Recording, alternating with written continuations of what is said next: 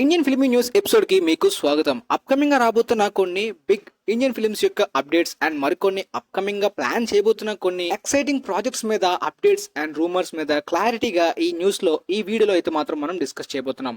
Starting update విషయానికి వస్తే బడే మియా చోటే మియా ఫిల్మ్ కి సంబంధించి టీజర్ మనం ఆల్రెడీ చూసాం. తర్వాత తెలుగు డబ్బింగ్ కూడా ఈ అప్లోడ్ అయింది. కాకపోతే చాలా మంది చూసుండ్రు, బట్ డబ్బింగ్ అయితే అంతగా బాగాలేదు. ఎనీవే ఈ ఫిల్మ్ అనేది ఈద్కి రిలీజ్ అవబోతుంది ఈ ఏప్రిల్ లో. మొన్న వచ్చిన టీజర్ పరంగా చూసుకుంటే విఎఫ్ఎక్స్ యాక్షన్ పర్లేదు, కాకపోతే నెగిటివ్ రేంజ్ క్వాలిటీ అయితే కొన్ని షార్ట్స్ లో అయితే విఎఫ్ఎక్స్ ఇంకా కంప్లీట్ కాలేదని మనకి తెలుస్తుంది క్లియర్ గా. అఫ్ కోర్స్ విఎఫ్ఎక్స్ కంప్లీట్ కాలేదు అండ్ షూటింగ్ అయితే ఇప్పుడు ప్రస్తుతానికి ఈ ఫిల్మ్ కి సంబంధించి కంప్లీట్ అయినట్టు రీసెంట్ గా యాక్టర్స్ పోస్ట్ పెట్టారు. షూటింగ్ మొత్తం కంప్లీట్ అయిందని చెప్పి. కాకపోతే ఈ వ్రాప్ తర్వాత చాలా వరకు విఎఫ్ఎక్స్ అప్డేట్స్ వచ్చాయి. మీలో చాలా మందికి డౌట్ రావచ్చు, ఈ ఫిల్మ్ లోని చాలా వరకు యాక్షన్ సీక్వెన్సెస్ అన్ని కూడా రియల్ గా ప్రాక్టికల్ గా తీసామని చెప్పి డైరెక్టర్ చెప్పారు. చాలా రియల్ లొకేషన్స్ యూజ్ చేసాం, green tent or studio CG ని ప్రిఫర్ చేయలేదని. కాకపోతే ఈ ఫిల్మ్ లోని ఏఐ రోబోటిక్ విలన్స్ ని, అంటే ఇండియాలో ఇప్పటి వరకు ఏఐ రోబోటిక్ విలన్ ని చూపించలేదు. సో దానికి సంబంధించి విఎఫ్ఎక్స్ అనేది గ్రాండియర్ స్కేల్ షెడ్యూల్ స్టార్ట్ చేసిన అప్డేట్ అయితే వచ్చింది. మరి చూడాలి ఈ ఫిల్మ్ యొక్క నెక్స్ట్ ఆ విఎఫ్ఎక్స్ అవుట్పుట్ అనేది, ఆ తర్వాత ట్రైలర్ లో ఏ రేంజ్ లో క్వాలిటీ ఇంప్రూవ్ అవుతుందో, తర్వాత ఫైనల్ గా ఫిల్మ్ లో ఏ రేంజ్ లో ఉంటుందో. తర్వాత అప్డేట్ విషయానికి వస్తే ఛత్రపతి శివాజీ యొక్క మెయిన్ స్టోరీ గురించి యాక్చువల్ గా మీ అందరికీ తెలిసే ఉంటుంది. రీసెంట్ గా ఇప్పుడు సూర్య యాక్ట్ చేస్తున్న కర్ణ 2 పార్ట్స్ ఫిల్మ్ లో మొదటిగా షాహిద్ కపూరే చేయాల్సింది. కాకపోతే చాలా వరకు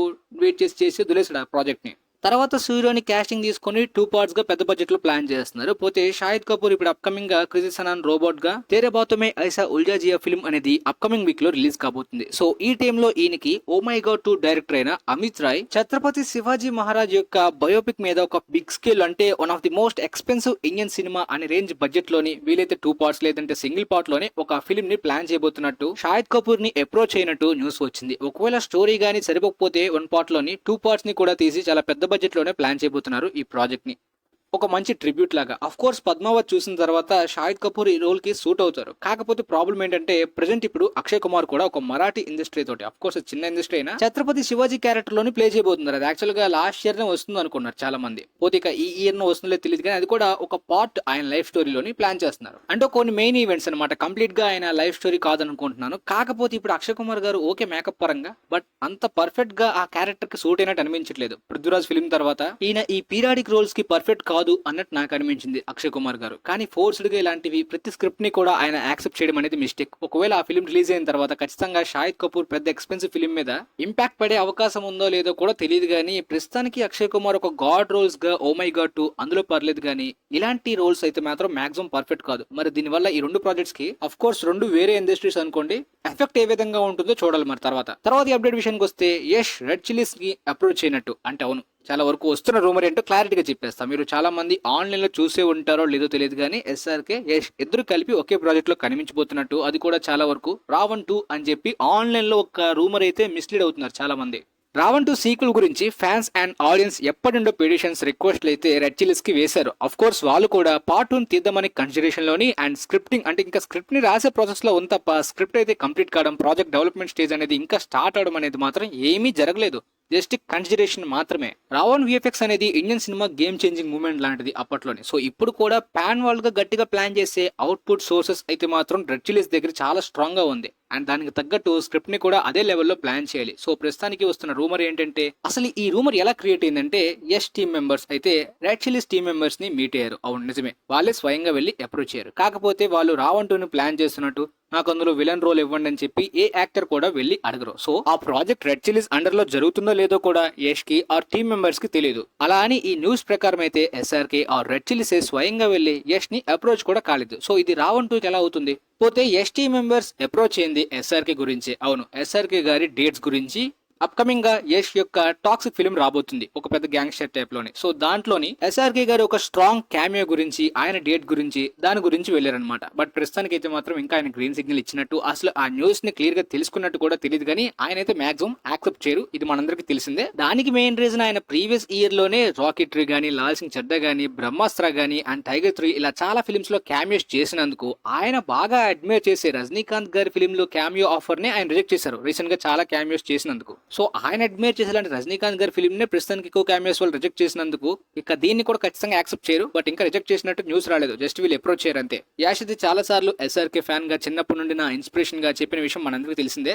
మరి వాళ్ళు చాలా ఇష్టంగా ఎలాంటి క్యారెక్టర్ ని, ఎలాంటి స్ట్రాంగ్ క్యామియో రోల్ ని డిజైన్ చేశారు ఎస్ఆర్కే గారి గురించి మనకు తెలియదు. బట్ రీసెంట్ గా ఆయన స్క్రిప్ట్ విషయంలో మాత్రం చాలా స్ట్రిక్ట్ గా ఉన్నారు. మొదట డాన్ 3 ని రిజెక్ట్ చేశారు, తర్వాత బన్షాలి గారి ఫిల్మ్ ని కూడా ఎప్పటి నుండి అడుగుతుందని రిజెక్ట్ చేశారు. తర్వాత ఆయన అప్కమింగ్ గా చేయాల్సిన ద కింగ్ ని హోల్డ్ లో పెట్టారు. క్యామియో తర్వాత లోకేష్ కనకరాజ్ 2-3 సార్లు అప్రోచ్ అయిన ద ప్యాంథర్ ని కూడా ప్రస్తుతానికి కన్సిడరేషన్ లో ఉన్నారు. రాజెండీకి ఎప్పటి నుండో అప్రోచ్ అవుతున్న ఒక క్రైమ్ నెగిటివ్ టైప్ రోల్ ని కూడా ప్రస్తుతానికి ఇంకా హోల్డ్ లో అంటే కన్సిడరేషన్ లో ఉన్నారు తప్ప దేన్ని కూడా ఇంకా గ్రీన్ సిగ్నల్ యాక్సెప్ట్ చేయట్లే. ఎందుకంటే ఒకవేళ యాక్సెప్ట్ చేసి ఉంటే ఈ పాటికి ఫిబ్రవరి మంత్ లోనే ఒక అనౌన్స్మెంట్ వచ్చి ఉండేది. సో అది రాలేదు. దాంతో పాటు ధూమ్ 4 రూమర్స్ కూడా ఇంకా నడుస్తున్నాయి. సో గట్టిగానే మళ్ళీ ఇంకొకసారి 2023 లోనే ఏదో ప్లాన్ చేయబోతున్నారు పెద్ద లైనప్ ని. అంటే ప్రెజెంట్ కొట్టిన ఈ హ్యాట్రిక్ హిట్ ఫామ్ అనేది తర్వాత ఫెయిల్ అవ్వకూడదు, ప్రతిదీ ఇలానే కంటిన్యూ చేద్దామని ప్రిపేర్ అవుతున్నారేమో స్క్రిప్ట్ సెలక్షన్ లో. అప్కమింగ్ లైనప్ ప్రకారం అయితే టైగర్ వర్సెస్ పఠానే ఉంది. మరి సర్ప్రైజింగ్ గా ఇంకేం అనౌన్స్ చేస్తారో చూడాలి ఆయన నుండి.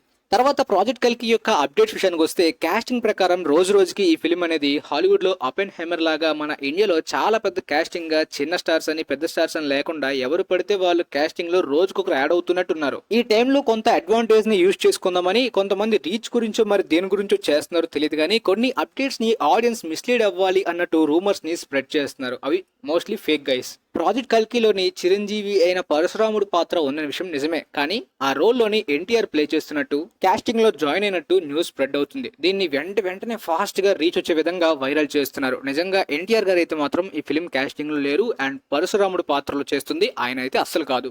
ఎన్టీఆర్ తో పాటు నాని కాస్టింగ్ లో జాయిన్ అయ్యారు అనే న్యూస్ వస్తుంది. నాని మోస్ట్లీ నిజమయ్యే అవకాశం ఉంది క్యామియోలో, ఎందుకంటే ఎప్పటి నుండో నాని, దుల్కర్ సల్మాన్, విజయ్ దేవరకొండ లాంటి ఆ ఏజ్ గ్రూప్ వాళ్ళ కాస్టింగ్ కన్సిడరేషన్ అయితే జరుగుతుంది. ప్రెసెంట్ ఎన్టీఆర్ గారు అయితే మాత్రం దేవరా అండ్ అప్కమింగ్ వార్ 2 యొక్క షూటింగ్ ప్రోగ్రెస్ లో దాంట్లోనే బిజీగా ఉన్నారు.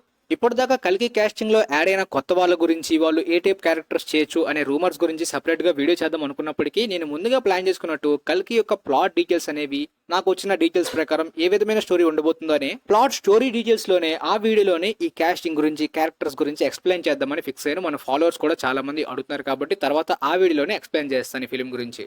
తర్వాత చాలా ఈగర్లీ వెయిట్ చేస్తున్న SSMB 29th Rajamouli and Mahesh Babu గారి ఫిలిం సంబంధించిన కొంత న్యూ అప్డేట్ వచ్చింది అండ్ మరికొంత రూమర్ మిస్లీడింగ్ కూడా ఆన్లైన్ లో జరుగుతుంది. మరి అదేంటో క్లారిటీకి ఇప్పుడు చూద్దాం. రీసెంట్ గా ఈ కాస్టింగ్ లోని నాగార్జున గారు యాడ్ అయినట్టు, దాంతో పాటు తర్వాత హాలీవుడ్ కాస్టింగ్ అయిన క్రిస్ హెమ్స్వర్త్ కూడా యాడ్ అయినట్టు, ఇది ఇప్పటి నుండి కాదు ఎప్పటి నుండి జరుగుతున్న విషయమే. మీలో చాలా మంది చూసే ఉంటారు. దీని మీద మీమ్స్ కూడా వేసేస్తున్నారు యాక్చువల్ గా రీచ్ గురించే.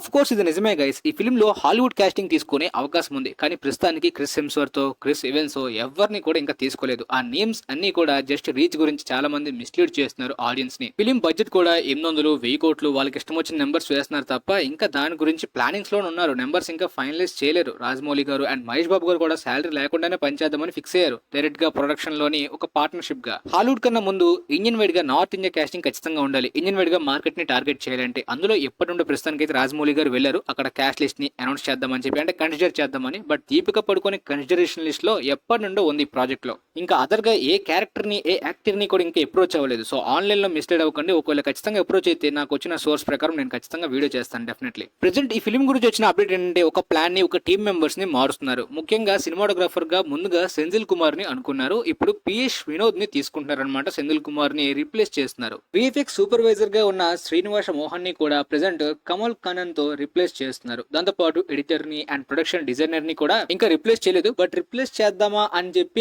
ఆలోచిస్తున్నారు అనమాట. బట్ మ్యూజిక్ డైరెక్టర్ గా ఎప్పుడు ఉండాలంటే MM కీరవాణి ఖచ్చితంగా ఉంటారు. రైటర్ గా విజేంద్ర ప్రసాద్ ఆల్రెడీ స్టోరీ రాసేస్తారు. సో ఇక బడ్జెట్ విషయం గురించి, స్కేల్ గురించి, ఇంటర్నేషనల్ స్టాండర్డ్స్ ని వాళ్ళు ఎక్కువగా కన్సిడరేషన్ లిస్ట్ లో ఉన్నారు అప్కమింగ్ గా. దానికి సంబంధించి ఒక ఫారెన్ టెక్నికల్ టీమ్ ని మీట్ అవ్వడానికే మహేష్ బాబు గారు జర్మనీకి వెళ్లారు. దాని మీద ఏమైనా ఎక్స్ట్రా అప్డేట్ వస్తే ఖచ్చితంగా ఛానల్లో పెడతా. అక్కడికి వెళ్ళి ఆయన మీట్ అయ్యారు తప్ప అక్కడ ఏం జరిగిందో తర్వాత అప్డేట్ రాలేదు. సో ఓవరాల్ గా ఈ న్యూస్ మీకు క్లారిటీగా అర్థమైందని అనుకుంటున్నాను.